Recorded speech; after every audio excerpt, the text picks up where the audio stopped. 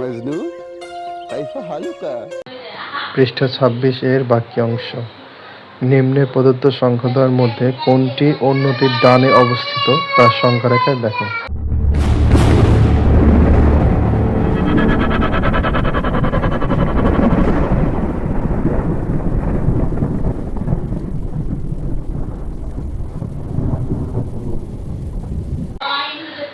Simply এখানে যে সংখ্যাগুলো দেওয়া আছে সেগুলো আমরা সংখ্যারেখায় মার্ক করব, তাহলে তো আমরা দেখতে পাচ্ছি কোন সংখ্যাটি অন্যটির ডানে অবস্থিত। ঠিক আছে। তো প্রথমে ২ আর ৯ মার্ক করলাম। আমরা দেখতে পাচ্ছি আমাদের হাতের বাম দিকে ২ এবং ডান দিকে ৯ অবস্থিত। সুতরাং ৯ ২ এর ডানে অবস্থিত। এভাবে সবগুলো সংখ্যা অনুযায়ী সংখ্যারেখায় মার্ক করার পরে আমরা ইজিলি দেখতে পাচ্ছি কোন সংখ্যাটি অন্য সংখ্যাটির ডানে অবস্থিত। That's it.